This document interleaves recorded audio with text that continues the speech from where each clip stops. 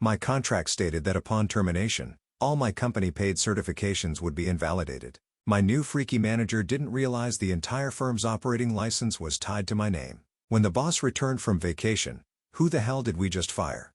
Legacy overhead, that's what he called me. I was halfway through updating a compliance audit sheet when the video feed crackled to life, and there he was, Matt, 30 years old if we're being generous. Probably the kind of guy who used Synergy in bed and thought Excel macros were cutting-edge sorcery.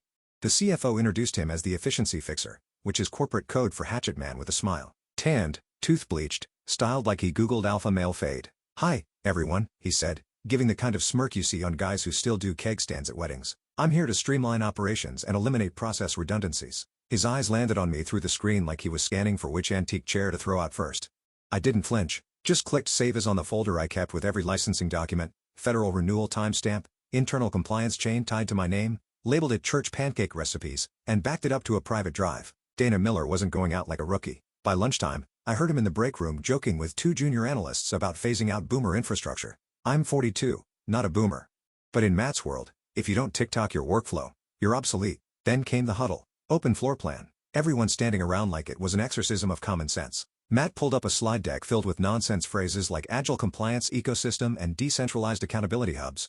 I watched 3 interns nod like they were witnessing the second coming of Elon Musk. Some of our team members, especially those with legacy responsibilities, will be reassessed to ensure alignment with our lean strategy, he said. Then staring right at me, "We appreciate your historical contributions, Dana." Historical. Like I was a damn sarcophagus in HR's basement. I didn't say a word, just smiled. The kind of smile you give when someone walks into a bear trap you've been camouflaging for decades. Oh, and quick pause before we keep going. If you're listening and not subscribed, help a soul out. Trying to hit 10,000 subscribers so I can finally afford a chair without a missing wheel. Seriously, 95% of y'all listen without clicking the button. Just one tap, and you'll make this girl real proud. Alright, back to the meltdown. That night, I stayed late, not because I had to.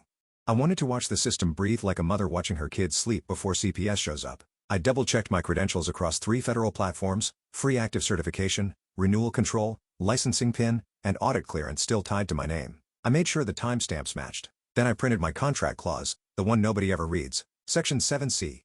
In the event of involuntary termination, all company-paid licensing responsibilities and regulatory certifications shall be considered void, and all credentials will be formally rescinded within 48 hours of contract nullification. Nobody noticed when I left the building, but I noticed the way Matt's eyes lingered on me that morning like a lion staring at a cow, not realizing the cow has access to predator drones. You ever see a man mistake a fuse for shoelace? You will. By the next Tuesday, Matt had taped a poster above the copier that said compliance not equal to complacency.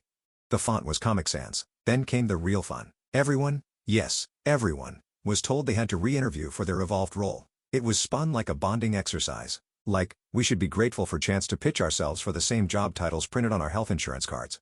One by one, folks shuffled into conference rooms like kids headed to the principal's office. The newer hires came out smiling, parroting things like, "Matt really sees me, and he's bringing fresh air." I wanted to tell them that kind of air comes from a busted sewer grate. When it was my turn, I didn't bring a resume. I brought silence. Matt barely looked up from his laptop. "Dana, you've been here a while." 10 years, I said, cool as a cucumber in a snowstorm, right? Institutional knowledge. We value that. His fingers tapped the keys, probably typing Fire Dinosaur into Slack, pulled up a half-baked organizational chart, and pointed at a box labeled Regulatory Stewardship. Under it, my name crossed out next to it, open to be reassigned. Then he clicked a tab labeled Quarter 3 Renewal Delegation. My eyes clocked the file name, Q3 License Ruth Plan V1. In the comments, it read, "Can this be transferred downstream?" Downstream in Matt speak meant dumped onto someone too green to spell OSHA. I smiled, didn't flinch, but inside, a siren started wailing. When I got back to my desk, I opened the database I'd built from scratch in 2016. The one that tracked every compliance certificate, its expiration date, which governing body it reported to, and who had signature authority. There were 43 items on the list, 43 licenses, 43 pieces of red tape woven together into one tight corporate noose, and all of them tied to me. Exported a fresh copy of the log, encrypted it, zipped it, renamed it Employee Birthday Cake List, and emailed it to a private account. Then I cleared the sent items. Call me paranoid, but I've seen what happens when children play with matches and call it innovation. Later that afternoon, he reassigned my inspection prep to a marketing intern who thought FDA stood for Food Design Aesthetic. No lie, she asked, if that meant redesigning the lunchroom posters. Meanwhile, I was tasked with reorganizing the janitorial supply shelf. He said it would keep me in the loop at foundational level. Foundational like mold. I asked politely if I still had admin access to our licensing dashboard. Matt blinked like I'd just spoken Aramaic. "Oh, I think we routed that to Chloe last week. You don't really need it anymore, right?" Chloe had just learned what a PDF was.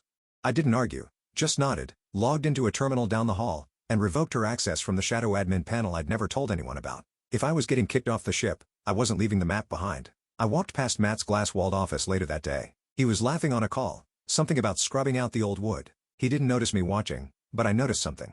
The fuse was shorter now, and the room smelled like smoke. The first time I heard them laughing, I let it slide. It was 3 of the junior analysts, fresh from college, still wet behind the ears and smug with borrowed confidence, hovering over a printout of my old compliance flowchart like it was a cave painting. "This thing uses color codes like it's a Crayola box," one snorted. Another added, "She even timestamps everything manually. Does she know automation exists?" They were clustered near the break room like a pack of overconfident poodles, zipping cold brew and dropping buzzwords like agile iteration and machine learning integration as if those phrases had ever stopped a federal audit. I walked past head high, but my spine burned. By Wednesday, I'd been locked out of 3 internal dashboards, 2 of which I designed. No warning. No access request. Just a red 403 screen and a pop-up that said, "Contact your system administrator." Spoiler. I was the system administrator or had been emailed IT. No reply. I tried calling HR. The voicemail was colder than January in Detroit. Finally got a real person after 4 attempts. They said, "Sorry, Dana. All HR requests now go through your departmental manager." That's Matt. Like they were announcing the second coming, but with more hair gel and less divine oversight. I didn't reply, just hung up and stared at my monitor, empty but glowing. Been cut off from every meaningful interface in less than a week. No explanations, just streamlining. Matt was smart in that insidious MBA way, never enough to build something, but just smart enough to know how to dismantle it under the cover of policy updates and reorg memos. He'd started slipping little grenades into his weekly updates to leadership, legacy processes under review, potential staffing overlaps, redundant certification management identified. That last one was cute. Like you could overlap a federally mandated authority signature tied to my biometric profile. I'd become a walking contradiction, officially employed, but strategically erased. So I scheduled a 10-minute slot at a notary office, quiet little place above a nail salon on Monroe Avenue. No fanfare. Just me, a stiff chair, a form titled Voluntary Relinquishment of Licensing Authority. I didn't sign it yet, just notarized the option. A safety pin tucked into my coat pocket in case things turned into free fall. Afterward, I walked back to the office with a peppermint latte and the deadest smile you've ever seen. Matt passed me in the hallway and said, "Hope you're feeling more aligned this week." I nodded, just tying up loose ends. He smiled. Corporate snake smile you'd find in the self-help section of a Barnes & Noble next to Crush It, and a scented candle. What he didn't know was that every loose end I tied came with a fuse, and I had the match. It happened on a Monday because, of course, it did. The kind of Monday where the air in the office feels like microwaved plastic, and everyone pretends they like their jobs just enough to survive another week. We were all gathered for Matt's new weekly momentum sync, which was basically a TED Talk for sociopaths. He stood at the front of the open-floor bullpen in his tight blue blazer and did that palms-out gesture like he was calming down a herd of sheep. "Let's start with some candor," he said. "That's how you always know someone's about to gut you in public when they lead with candor. We've been doing a lot of reflection over the last few weeks." He went on, pacing like he was about to sell us timeshares in hell. "While tradition has value, stagnation is a threat." He stopped right behind my chair. I didn't turn around. "And, unfortunately," he said, loud and clear, "certain legacy roles are no longer aligned with our forward momentum." People started shifting in their seats. Some looked at the floor. A couple glanced at me. One kid tried to smile like this was normal, like we were just watching someone lose their parking spot and not their livelihood. Then came the final. Effective immediately, Matt announced, "Dana Miller's position has been phased out." No warning. No meeting.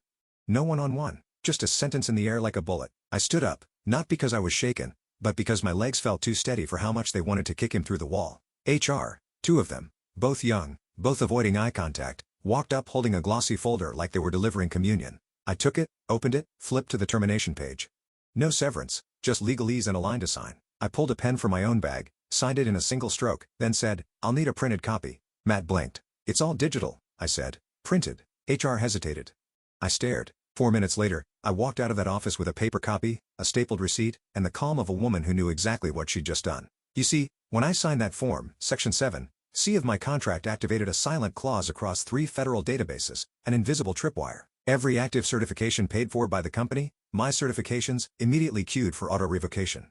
Not just expired, not just suspended, nullified. At 7:13 p.m. that night, my phone pinged with a confirmation email. "Your authority over licenses, #CN 8835-44, #Fed 2210-98, and #MDR 5081-02 has been formally relinquished. Entities dependent on these licenses will be marked non-compliant in 24 hours unless reauthorized by a certified replacement." I didn't forward it, didn't screenshot it, didn't even reply. I just sat in my apartment, sipped boxed Merlot, watched reruns of The Golden Girls while the digital noose started tightening around Matt's precious forward momentum, and I slept like a goddamn baby. Wednesday morning started with a whimper and a very expensive box of nothing. At 9:04 a.m., procurement tried to confirm shipment of medical-grade filtration components for one of our biotech clients, stuff you don't even breathe near without 3 signatures and a biohazard stamp. The vendor's reply, cannot fulfill shipment. Receiving entity listed as inactive. License, CN 8835-44 expired. Contact listed certifying officer. Guess who that was? 10 minutes later, IT started logging anomalies. Logins failed. API calls choked.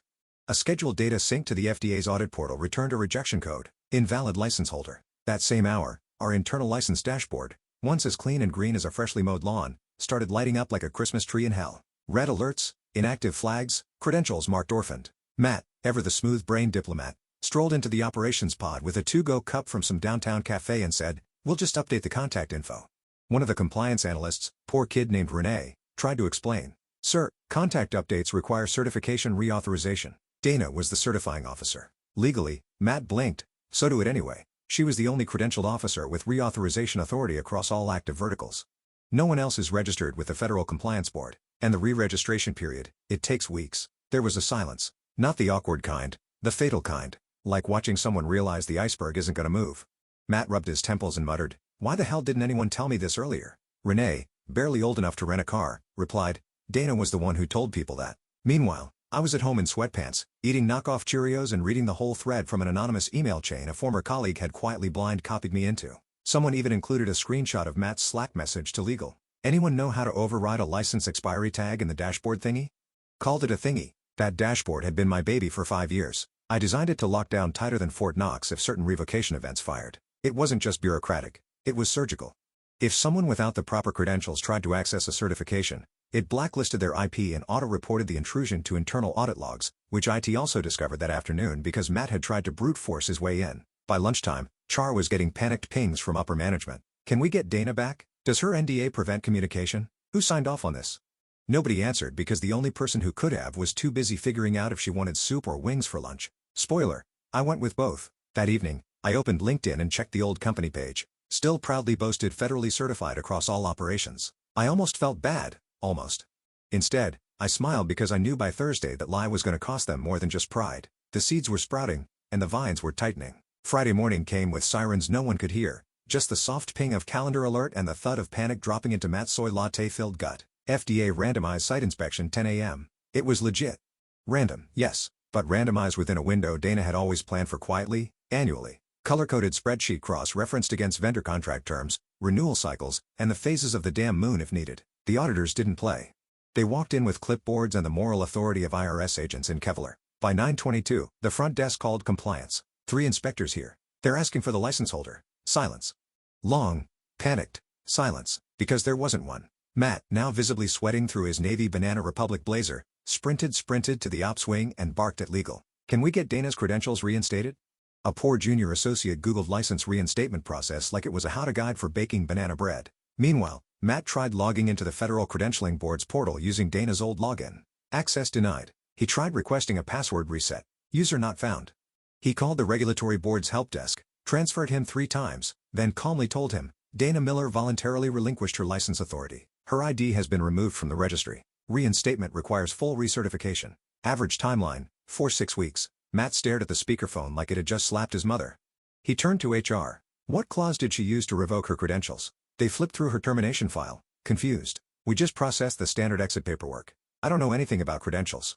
Someone from audit chimed in. "Wait, didn't she have her own clause in her employment contract?" That's when the room collectively remembered Dana Miller wasn't some dusty compliance grandma. She was the linchpin, and they'd yanked her out like a wisdom tooth hooked into the spine. Meanwhile, across town, Dana's phone buzzed. It was Liz from documentation. A decent person once, kind who baked cookies for audit week and used to sneak posted doodles onto Dana's monitor back when the world made sense. Liz's voice cracked. Did you do this?" Dana stirred her coffee, looked out the window at nothing, then smiled. "No," she said calmly. "You did click." She didn't hang up hard, didn't yell. That would have been giving them too much credit because this wasn't revenge. This was math. 1 + 1 = you fired the wrong damn person. Auditors were now sitting in the lobby. The company legally couldn't allow them into the secured wings without a licensed compliance officer present, which meant the audit couldn't proceed, which meant every single vendor and client relying on certified compliance for active projects would be in technical breach of contract in approximately 4 hours. And Dana, She was getting her nails done. Midnight burgundy gel finish. Not because she needed to, because power doesn't need to raise its voice. It just has to walk away. Monday, 8:37 a.m. The building smelled like stale coffee, dried sweat, and the quiet shame of a company that just realized it stepped on its own oxygen hose. That's when he walked in. Gregory T. Winslow, CEO. Cruise tan glowing like an overcooked rotisserie chicken, silk shirt, still creased from whatever Monaco resort he just floated back from. The man reeked of wealth, sunscreen, and complete oblivion. He strolled through the glass atrium like a Roman emperor returning from battle, waving at receptionists, throwing finger guns at junior VPs. "Morning, folks. Hope y'all didn't burn the place down while I was gone." Nobody laughed. By the time he hit the executive floor, he had 3 unread urgent license compliance emails and a voicemail from legal that ended with the words "non-compliance disaster." At 9:02 a.m., he burst into the ops room expecting some mild turbulence. Instead, he walked into a goddamn plane crash. Operations, frozen. Vendor shipments, halted. Inspections, failed. Certifications, invalid. Clients, livid. Revenue dashboard, flatline. He turned to the room of red-eyed managers, jaw tightening. Who's handling this? All heads turned toward Matt, now looked less like a visionary and more like a middle schooler who just flooded the gymnasium with glitter glue. Gregory pulled up Dana's termination paperwork on a wall-mounted monitor, read it in silence, then scrolled some more. Finally, he said it quietly at first like he couldn't believe the syllables as they came out. "You fired the license holder?" Matt opened his mouth, closed it. Gregory's voice didn't rise. It dropped. "Fired the person with sole federal licensing authority across all departments," Matt stammered. "Her responsibilities were deemed redundant." Gregory laughed, but not like a joke laugh. More like a "I just found out my kid sold our car for crypto" laugh. He pointed at the screen. "Her name is on every regulatory document, every active license, every renewal path, every legal compliance chain this company depends on to exist." Flipped open a manila folder legal had rushed in with. "Here's our top 5 suspended vendors. All contracts frozen due to expired certs. And here," he tossed a paper onto the table like a blackjack dealer, "Dana Miller, listed on every single one." Gregory spun back to the room. "And you let a kid who still writes in buzzword soup fire her?" Matt tried one last Hail Mary. "I thought we could reassign it. IT said we could just update contact info. It's a federal license, not a damn email alias." Gregory thundered. Silence. Then he grabbed his phone. Looked up Dana's contact. Nothing. HR piped up. "We tried reaching her. She's unresponsive." Gregory sighed, sat down, rubbed his temples like the sunburn had crawled behind his eyes. "Then get her back," Matt coughed. "She might not want to come back." Gregory looked at him like he was a bug crawling across a Brioni loafer. "Oh, she'll come back," he said. "We'll pay. Ravel, name a wing after her if we have to." But deep down, even he knew. The woman they tossed like moldy leftovers now held the keys to their entire damn kingdom, and she wasn't standing at the gate anymore. She built another castle, and inside every blueprint they were scrambling to recover, her name was still printed in permanent ink. Justice didn't scream. It just watched the guilty bleed out on their own spreadsheets. By noon, in his inbox had 6 messages flagged high priority from a Winslow Enterprise comm and 1 voicemail from an assistant named Trevor, who sounded like he hadn't slept since Thursday and might be on the verge of selling a kidney for leverage. The subject line on the final email, "Urgent return requested by CEO directive." Dana didn't open it right away. She finished her late breakfast, 2 eggs over medium sourdough toast, the smug silence of a woman whose enemies were now taking meetings under fluorescent lights while she basked in the soft of a home espresso machine. Across the city, Gregory Winslow was pacing his executive suite like a lion forced into customer service. Matt. Oh, Matt was now Associate Project Liaison Level 2, which is corporate for sit down, shut up, and don't touch anything that requires a password. Standing desk was replaced with a creaky hand-me-down. His monitor downgraded to a 19-inch square. The only thing agile about Matt now was the speed with which he got thrown under the bus. Gregory had legal draft up a proposal to Dana within hours. Consulting role, effective immediately. Term contract, 6 months minimum. Reduced salary, but generous bonuses promised based on results. And, of course, a full gag order. No social media. No interviews. No comments to regulators. Total silence. The offer came wrapped in digital gold ribbon and a groveling note. "Dana, we recognize the critical nature of your previous contributions. Please consider this opportunity to help us restore operational integrity. We are prepared to be flexible. Let's rebuild together." Dana reread it twice. No mention of an apology. No ownership of what happened. Just veiled desperation dressed in HR drag. She composed a reply. Subject re-return requested by CEO Director Gregory. "I appreciate the offer. Truly, unfortunately, I don't return to burn buildings, especially the ones where I was thrown into the fire for streamlining. As requested, please find attached a highlighted copy of my signed termination clause, Section 7C, formal confirmation of license revocation from the National Registry Board. Screenshot of your company's certification dashboard taken 72 hours post-termination. You'll notice my name still listed, grayed out, irreplaceable. Wishing you compliance and clarity. Dana Miller." No flair. No threats, no negotiations. Just receipts. She clicked send and exhaled. Not like a woman mourning a lost job, but like someone closing a door they built, installed, and locked from the outside. Gregory read the email in silence, didn't forward it, didn't reply. He just leaned back in his chair, eyes locked on that grayed-out dashboard screenshot. And for the first time since stepping off his yacht, he understood they hadn't just fired an employee.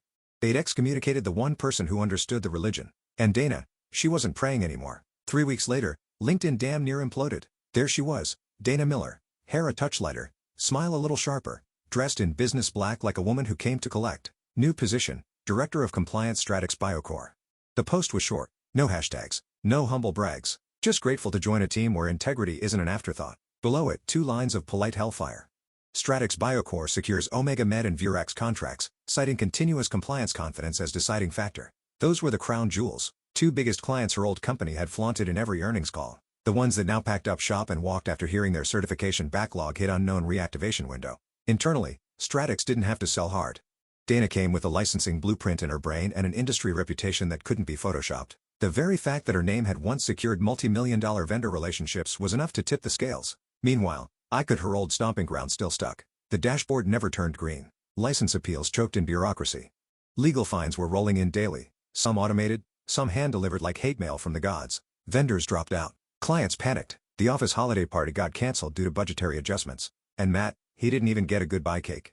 Just a 3-minute Zoom call and a quiet transition plan that read more like an obituary. 1 week, he was barking orders in an open floor plan. The next, he was updating his resume with vague nonsense like freelance strategist. As for Dana, she had her own corner office now. Glass walls, espresso machine, a chair that didn't squeak when she breathed. Every morning, she watched the alert pings from her industry feeds, like someone watching the weather report for storms she'd already outflown.